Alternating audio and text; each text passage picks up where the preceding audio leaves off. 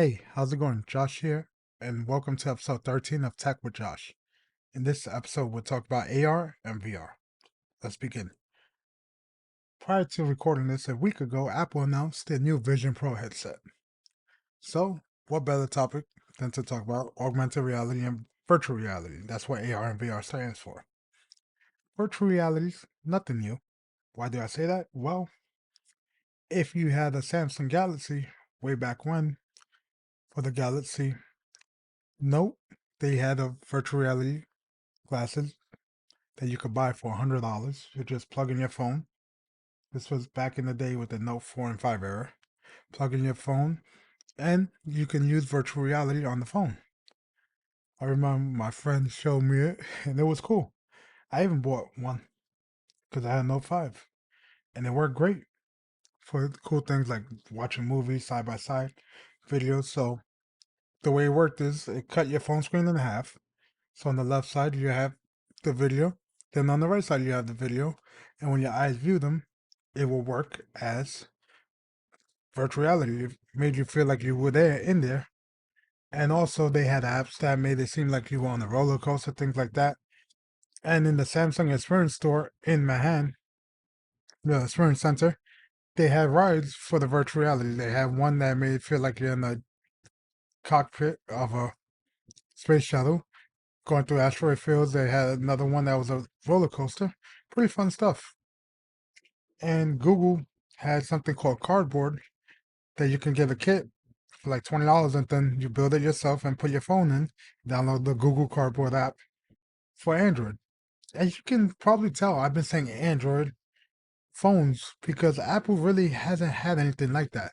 So it's been rumored for years that they're going to get into the virtual reality space or augmented reality space. And now they did. But the price point's $3,500. And if you PC game, you could get into it for much cheaper. You had the original Oculus for about $350, $400. You had the HTC Vive or Valve Index starts off at about $600 or fully kit out is $1,000 with controllers, cameras, things like that. And even the Oculus Pro from Facebook, Meta, is $1,000 for that high end headset. That's a steep price increase to get Apple $3,500. Is it cool? Yes. Does it do things the other ones don't? Yes. So with traditional ones like the Valve Index was the Oculus, you plug it into your graphics card. So you have to have like a high-end graphics card, plug into power, things like that, set up cameras so it can get depth sensors, things like that. Then you have to have controllers to be able to control it. Or if you're playing a game, you have a Xbox controller, PlayStation controller instead of whatever they come with. But with this Apple one, you can use your fingers because the way Apple's doing it, it has the cameras built into the headset, the sensors built in that way. So, from my understanding, from what I read on their product page and the demo, you look at your Mac screen with the M series Mac, so probably my current MacBook wouldn't be compatible, and the screen from your Mac will transfer over to the headset, which is amazing. So, before we get ahead of ourselves, what's the difference between AR and VR? Because the two levels different. Augmented reality means basically what you see in front of you, true reality, is still there, and then this projects it into your reality. Prime example, when someone comes to talk to you, you can see them. And it's happening in real time, and they see eyes, even though it's not really your eyes, it's projection of what your eyes look like. So that's augmented reality because it's taking your current surrounding and implementing what is on your headset onto it instead of being fully immersed. So this made me want to go and try it out. I haven't tried out virtual reality in a while or AR. So I'm the Apple one is $3,500 and it's not out yet until next year. Even if it was out, that's more expensive than a laptop. So it's not for me. The pro version, maybe the non-pro I'll get, but I went out. I've been looking at YouTube videos. So there are sunglasses, or glasses technically, that look like sunglasses by a couple companies like Edsfree, Rokin, that are screens built in. that plug into your phone, tablet, console, whatever, laptop through USB-C. So I decided to pick up a pair. So I have the Rokin mats. They're $430, not sponsored by them. I paid for it myself. And with these, it actually allows you to view your content onto the glasses. They say a 215-inch display. It feels smaller than that, but up to 120 hertz, which is great for gaming if you have like a PS4 Pro, PS5, Xbox One X, Series X, whichever, or a gaming computer that has USB-C for display out. Just so you know, if you plug it into a console, you do need an adapter that they sell. I use it on my Steam Deck because it has USB-C out for video, and it works great.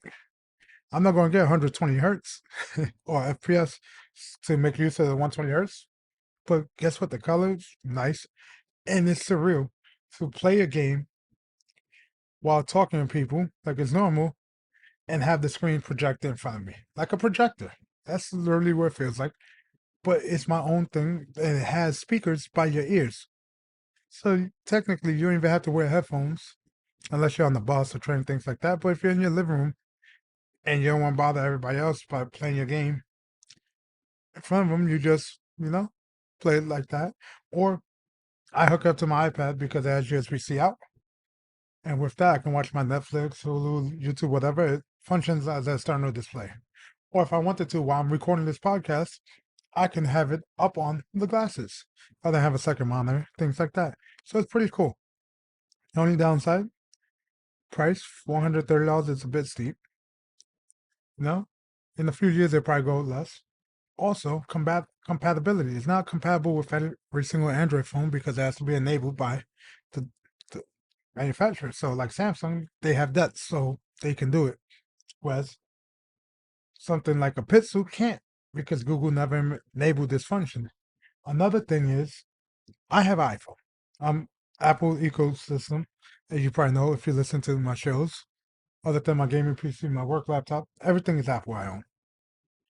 I can't use my phone with this. It's Lightning. So theoretically, I can if I find my old USB camera connection kit, hook up to it. It's a lot of work to do that thing at HDMI USB-C. No, but like I said, I use it for my Steam Deck. I throw on Plex on there.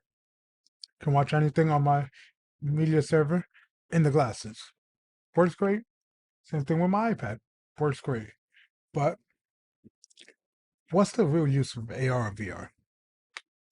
Well, productivity is what Apple's told it. And like I said, you can hook up to your laptop. I can hook up to my MacBook Pro, use as a second screen, or just turn off the screen and work like that with a Bluetooth keyboard and mouse. Privacy. If you don't want people really seeing what you're doing on that screen, you could put on this, or they can look at the glasses and see, but no one's going to bat an eye a person wearing glasses for the most part. If you're in a work meeting, you could put them on and they don't know you're watching something or listening to something as long as you mute your microphone. They think you're just wearing glasses.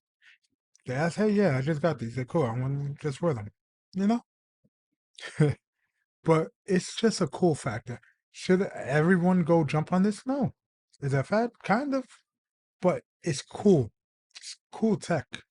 And it's something that we haven't seen that much of because I know all about this technology for Oculus, the Samsung VR from back in the day, the HTC Index, Valve Index, whatever you want to call it, and the new MetaQuest, as they call it now, and the MetaQuest 2, MetaQuest Pro. I know about this, the Nreal, or Sphere as they're called now, or the Rokids, because I love technology. The average consumer doesn't know about this kind of things. And that's the thing. Tim Cook went on Good Morning America the day after basically the keynote to say, hey, this is our new headset that's coming out next year. Like I said, 3500 is steep, but this isn't the entry level version. This is the Pro. Just like my MacBook Pro, when these are out, are 15 inches, over $2,000. iPad Pro starts off at $900. They're the Pro version. iPhone Pro. Pro version, once again, more expensive than the consumer grade product. You're paying more because it does more. And It has the portable battery for it, which is cool. And maybe the next one won't have that. It has to work off an actual laptop. Whereas this one is a standalone headset. So we don't know until this comes to market. Will I go to Apple Store and try it? Of course I would. Will I buy it? Like I said, not really.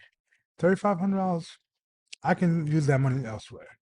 I can upgrade my laptop for less than that, which is probably why I too next year. But like I said, it's a pretty cool idea with all the features it does. But it also depends how comfortable it is, the weight, things like that. So only time will tell.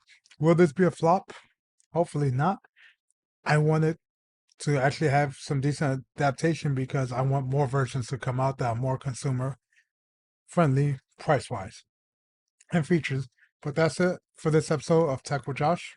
Take care and catch you guys in the next one.